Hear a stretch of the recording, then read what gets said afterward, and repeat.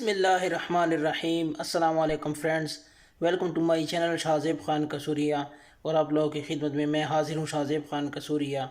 قیامت کی نشانیاں ایپیسوڈ 22 لے کر آپ لوگوں کی خدمت میں حاضر ہوئے ہیں۔ تمنیل دیکھ کر آپ لوگوں کو پتہ چل گیا ہوگا کہ آج قیامت کی کون سی نشانی کے بارے میں ہم ویڈیو پر ریئیکشن دینے جا رہے ہیں۔ واقعہ ہررا، یہ کیا واقعہ ہے، اس بارے میں معلومات کیا ہے، اور مولانا صاحب اس واقعے کے بارے میں ہمیں ڈیٹیل سے بتائیں گے، اور ان کو ہم سنیں گے اور اس پر ریئیکشن دیں گے، اور انشاءاللہ ہمیں معلومات حاصل ہوگی کہ یہ قیامت کی نشانی کس طرح کی ہے، پوری ہوئی ہے یا ابھی ہونی ہے۔ اس کے بارے میں ہم دیکھیں گے کہ یہ کون سی نشانی ہے، کس طرح کی نشانی ہے واقعہ ہررا۔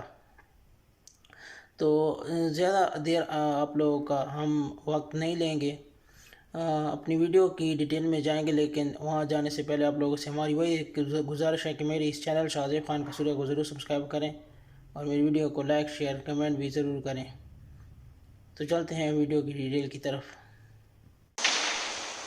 السلام علیکم ورحمۃ اللہ وبرکاتہ۔ میرا نام ہے عبدالحبیب اتاری، اور ہم الحمدللہ ویب سیریز قیامت کی نشانیاں مرحلہ وار سن رہے ہیں۔ آج ایک اور ایپیسوڈ لے کر ہم حاضر ہیں۔ بڑے ہی دردناک واقعات ہیں۔ آج کون سی نشانی کی بات کرنی ہے ضرور آپ کو بتاتے ہیں، مگر اس سے پہلے مشہور صحابی رسول حضرت سیدنا جابر رضی اللہ تعالیٰ عنہ کی ایک روایت سنتے ہیں۔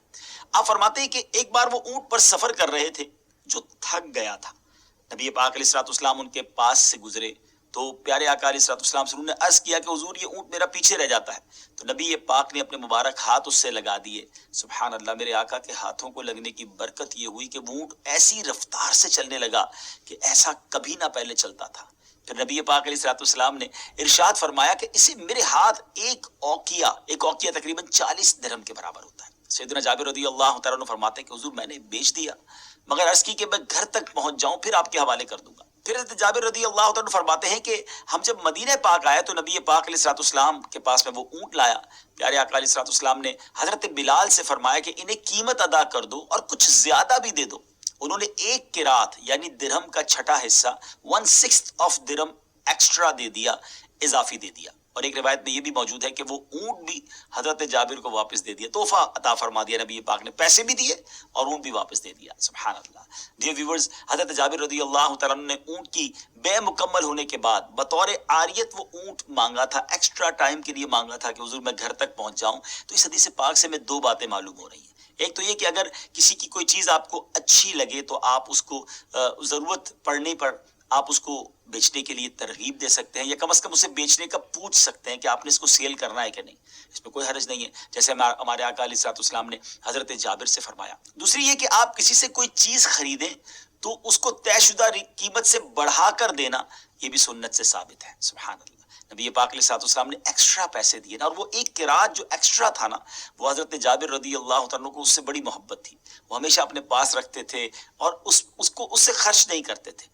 مگر پھر یزید کے زمانے میں ایک عظیم واقعہ ہوا، واقعہ ہررا کہتے ہیں اسے، اور اس موقع پر جب یزیدی فوج نے حضرت جابر رضی اللہ تعالیٰ عنہ کا مال لوٹا تو یہ ایک قرات جو بڑی وہ سنبھال کے تبرک کے طور پہ رکھا ہوا تھا، وہ بھی انہوں نے چھین لیا۔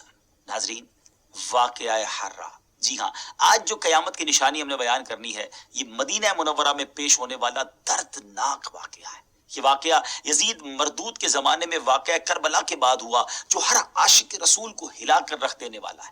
واقعہ کیا ہے کہ یزید پلید کے بڑے بڑے سیاہ کارناموں میں سے ایک سیاہ کارنامہ یہ بھی ہے کہ اس نے سیدنا امام حسین رضی اللہ تعالیٰ عنہ کی شہادت کے بعد اہل مدینہ نے جب یزید پلید کی بیعت سے انکار کر دیا تھا تو یزید نے مال و دولت کا لالچ دے کر ان کو بیعت کے لیے آمادہ کرنے کی کوشش کی۔ اہل مدینہ یقیناً عاشقان رسول تھے، اہل بیت اطہار کے چاہنے والے۔ جب انہیں یہ پتہ چلا تو اب کس نے یزید کی بیعت کرنی تھی؟ اب اس بدبخت نے کیا کیا؟ اس نے مسلم بن عقبہ ایک اپنا سپہ سالار بنا کر ایک لشکر جو ہے وہ مسلم بن عقبہ کی لیڈرشپ میں بھیجا مدینہ منورہ پر، اور حملہ کروایا۔ 3 دن یا 5 دن مدینہ پاک میں قتل عام کرایا۔ مسجد نبوی شریف میں کئی دن اذان نہ ہو سکی۔ جی، ایسا بھی وقت آیا۔ مدینہ منورہ کی گلی کوچوں میں صحابہ کرام اور تابعین کا خون پانی کی طرح بہایا گیا۔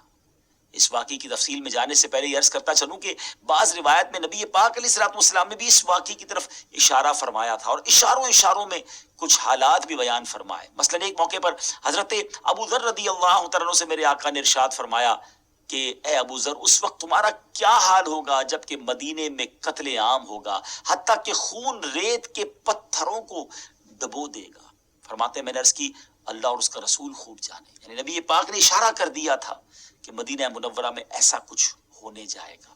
حضرت ابو ذر رضی اللہ تعالیٰ عنہ کو یہ موقع نہیں ملا کہ یہ واقعہ وہ دیکھ پاتے۔ 32 سنہ ہجری میں آپ کی وفات ہو گئی، 63 سنہ ہجری میں یہ حرا کا واقعہ ہوا۔ یعنی اس کا مطلب یہ ہوا کہ نبی پاک گویا یہ بتانا چاہ رہے تھے کہ ایسا ہونے والا ہے، دنیا دیکھے گی، اور واقعی پھر دنیا نے یہ منظر دیکھا۔ علماء کرام نے جہاں قیامت کی نشانیوں کی بات کی وہاں یہ بھی بتایا کہ ایک دور مدینہ پاک میں ایسا ضرور آئے گا جس میں مدینہ ظاہری طور پر ویران ہو جائے گا، اور وہ ویرانی اس واقعہ حرا کی وجہ سے بھی پیش آئی تھی۔ جیسا کہ آپ نے سنا کہ جب یہ لشکر جرار مدینہ منورہ پر حملہ آور ہوا تو بعض روایت کے مطابق 3 دن اور بعض روایت کے مطابق 5 دن تک مدینہ پاک میں قتل عام ہوا۔ مسجد نبوی شریف میں کئی دن تک اذان نہ ہو سکی۔ مدینہ منورہ کی گلی کوچوں میں حضرات صحابہ کرام اور تابعین کا خون پانی کی طرح بہایا گیا۔ یہاں سے پھر اس لشکر نے مکہ پاک کا رخ کیا، جس کی تفصیل کچھ آگے آپ کو بتائیں گے۔ یہ بھی عرض کرتا چلوں کہ یزید پلید کے دور میں ایک سے بڑھ کر ایک ظلم و ستم اور ناانصافیوں کے ریکارڈ قائم کیے گئے، مگر 3 ایسے افسوسناک سانے ہوئے جن کو بھلانا اور تاریخ میں گم کر دینا یہ پاسبل نہیں ہے۔ اس میں سے ایک سانحہ کربلا، دوسرا ثانیہ حرا، اور تیسرا اس ظالم نے مکہ مکرمہ پر بھی حملہ کیا۔ حرا کے معنی کیا ہے؟ حرا کہتے ہیں پتھریلی زمین کو، اور چونکہ مدینہ منورہ کے باہر ایک حصہ پتھریلا اور آتش فشاں کے پتھروں سے ڈھکا ہوا ہے۔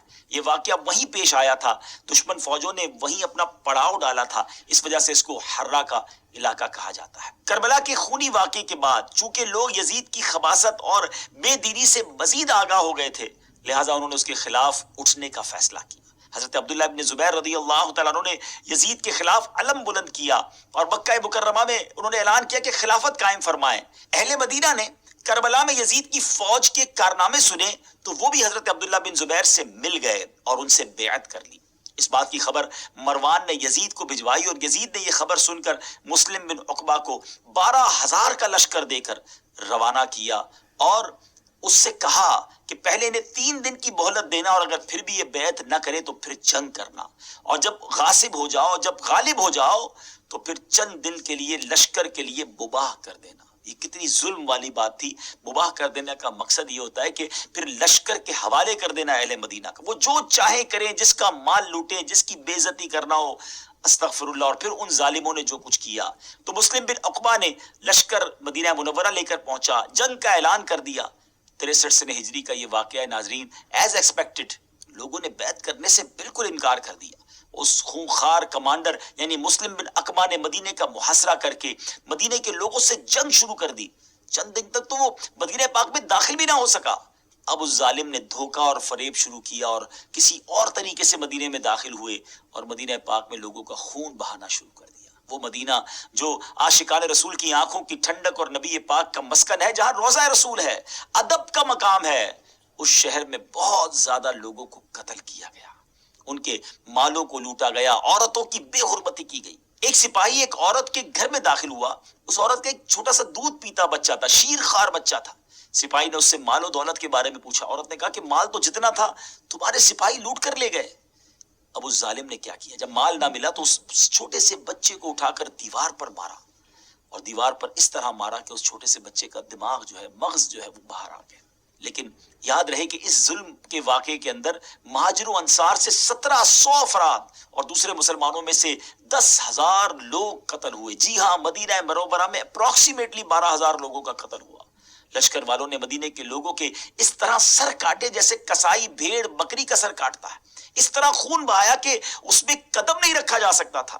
مہاجر و انصار کی اولاد اور جنگ بدر کے مجاہدوں کو قتل کیا گیا، اور جو ان میں سے باقی رہ گئے تھے ان کو یزید کی غلام کی حیثیت سے بیعت کی گئی یا مسلمان عورتوں کی عزت پامال کی گئی۔ اللہ اکبر، اللہ اکبر۔ جی ہاں ڈیئر ویورز، مسلم بن عقبہ جب مدینہ پر مسلط ہو گیا تو اس نے مدینے کے لوگوں سے یزید کے غلام کی حیثیت سے بیعت لی تھی تاکہ ان کے بال اور ان کی اولاد یزید کے اختیار میں آ جائے اور جس طرح وہ چاہے اس پہ تصرف کرے، اور اگر وہ منع کرتے تو ان کو قتل کر دیا جاتا۔ مورخین لکھتے ہیں کہ مسلم بن عقبہ نے اس قدر بے گناہ لوگوں کا خون بہایا کہ وہ بہت زیادہ خون بہانے والے کے نام سے مشہور ہو گیا، اور شاید یہ کہنا غلط نہ ہوگا کہ اس واقعے سے کسی کو بھی نجات نہ مل سکی، یا تو وہ قتل ہو گئے، انتقال کر گئے، یا ان کی توہین کی گئی۔ آپ نے سنا ڈیئر ویورز، اتنی خوفناک حد تک دہشت پھیلی ہوئی تھی کہ مسجد نبوی شریف میں کئی دن تک کھلے عام نماز تو کجا اذان بھی نہیں ہو سکی۔ مشہور تابعی بزرگ حضرت سیدنا سعید بن مسیب رحمت اللہ کی تعالی ان 3 دنوں میں بھی مسجد میں ہی رہے، مسجد نبوی سے باہر نہ نکلے، وہاں سے ہٹتے نہیں تھے۔ ان ظالموں نے سمجھا کہ یہ دیوانے ہو گئے، پتہ نہیں کیا ہو گیا، کوئی کسی چیز کا رپلائی نہیں دے رہے تھے اور مسجد میں ہی پڑے تھے۔ لیکن اب وہ خود بتاتے ہیں کہ نماز کا وقت کیسے سمجھ آتا، اذان تو ہوتی نہیں تھی، تو وہ کہتے تھے کہ نماز کے جب وقت ہوتا تھا تو نبی پاک کی قبر انور سے ایک گنگناہٹ کی ایک آواز آتی تھی، پیارے آقا علیہ السلام کی قبر انور سے انہیں آواز سنائی دیتی تھی، اور اسی سے ان کو اندازہ ہو جاتا تھا کہ اب نماز کا وقت ہوا ہے۔ سبحان اللہ، نبی پاک کا یہ معجزہ تھا، اور اس آواز کا سمجھ لینا یہ سب حضرت سعید بن مسیب کی کرامت تھی۔ اللہ پاک ان کے صدقے ہماری مغفرت فرمائے۔